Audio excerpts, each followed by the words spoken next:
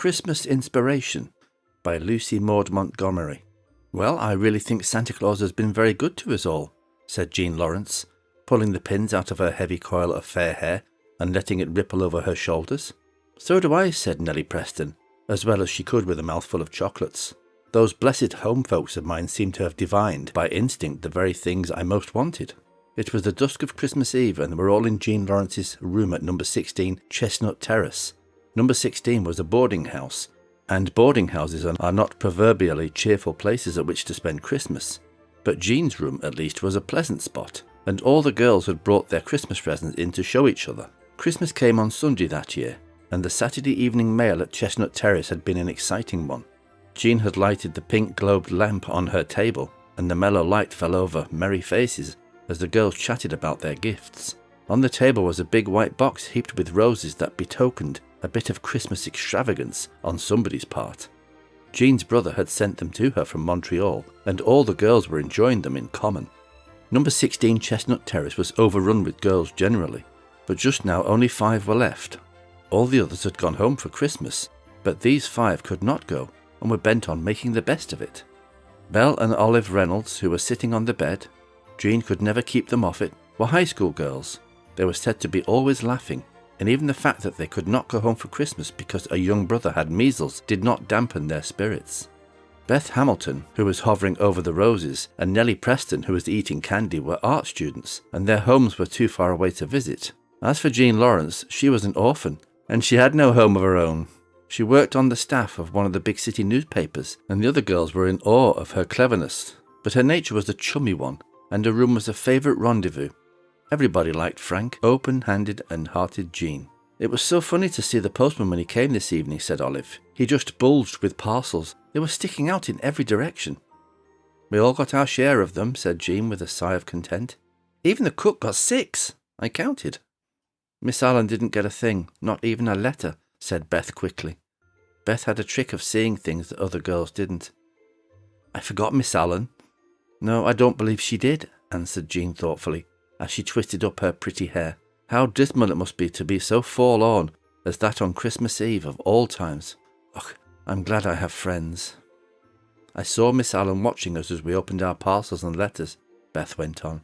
I happened to look up once and saw an expression as was on her face. Girls! It was pathetic and sad and envious all at once. It really made me feel bad. For 5 minutes, she concluded honestly. Hasn't Miss Allen any friends at all? Asked Beth. No, I don't think she has, answered Jean. She has lived here for 14 years, so Mrs. Pickrell says. Think of that, girls. 14 years at Chestnut Terrace. Is it any wonder that she is thin and dried up and snappy? Nobody ever comes to see her, and she never goes anywhere, said Beth. Dear me, she must feel lonely now, when everybody else is being remembered by their friends.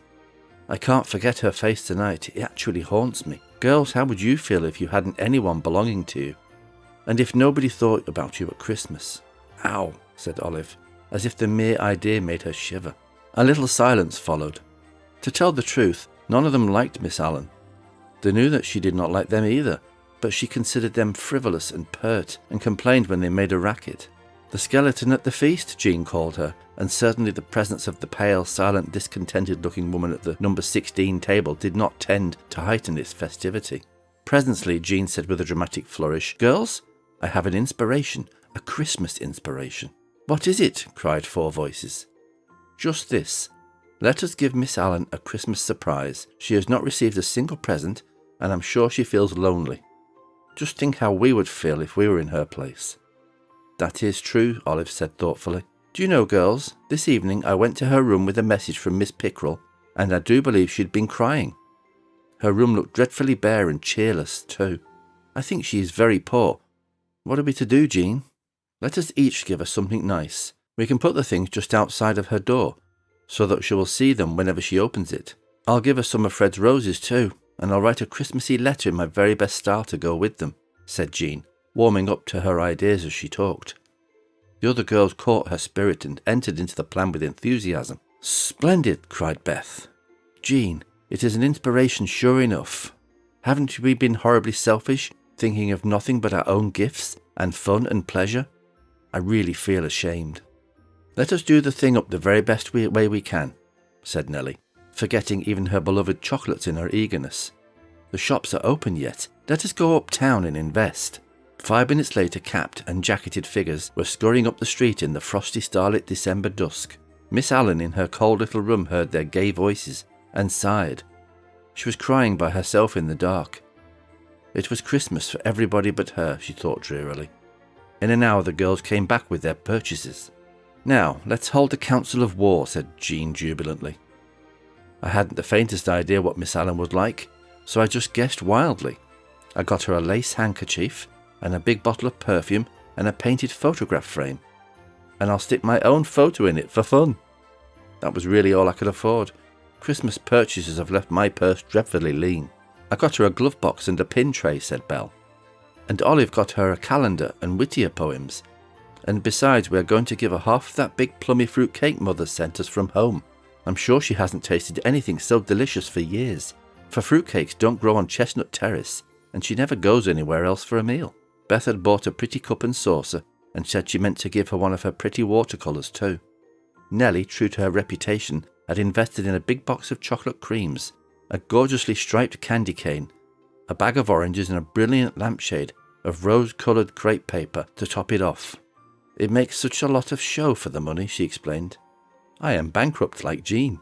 "Well, we've got a lot of pretty things," said Jean in a tone of satisfaction. "Now we must do them up nicely. Will you wrap them in tissue paper, girls, and tie them with baby ribbon? Here's a box of it, while I write that letter." While the others chatted over their parcels, Jean wrote her letter. And Jean could write delightful letters. She had a decided talent in that respect, and her correspondents all declared her letters to be things of beauty and joy forever. She put her best into Miss Allen's Christmas letter. Since then she has written many bright and clever things, but I do not believe she ever in her life wrote anything more genuinely original and delightful than that letter. Besides, it breathed to the very spirit of Christmas, and all the girls declared that it was splendid. "You must all sign it now," said Jean, "and I'll put it in one of those big envelopes. And Nellie, won't you write her name on it in fancy letters?"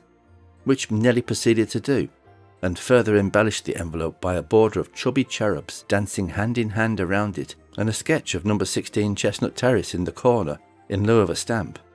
Not content with this, she hunted out a huge sheet of drawing paper and drew upon it an original pen and ink design after her own heart. A dudish cat. Miss Allen was fond of the number 16 cat, if she could be said to be fond of anything, was portrayed seated on a rocker, arrayed in smoking jacket and cap with a cigar waving airily aloft in one paw, while the other held out a placard bearing the legend, "Merry Christmas." A second cat in full street costume bowed politely, hat in paw, and waved a banner inscribed with "Happy New Year," while faintly suggested kittens gambolled around the border. The girls laughed until they cried over it and voted it to be the best thing Nellie had yet done in original work. All this had taken time, and it was past 11 o'clock. Miss Allen had cried herself to sleep long ago, and everybody in Chestnut Terrace was abed when 5 figures cautiously crept down the hall, headed by Jean with a dim lamp. Outside of Miss Allen's door the procession halted, and the girls silently arranged their gifts on the floor. "That's done," whispered Jean in a tone of satisfaction as they tiptoed back. "And now let us go to bed, or Miss Pickrell, bless her heart, will be down on us for burning so much midnight oil. Oil has gone up, you know, girls." It was in the early morning that Miss Allen opened her door, but early as it was, another door down the hall was half open too, and 5 rosy faces were peering cautiously out. The girls had been up for an hour for fear they would miss the sight, and were all in Nellie's room, which commanded a view of Miss Allen's door. The lady's face was a study.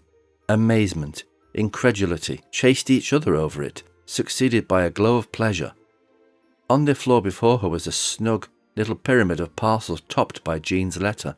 On a chair behind was a bowl of delicious hothouse roses and Nellie's placard.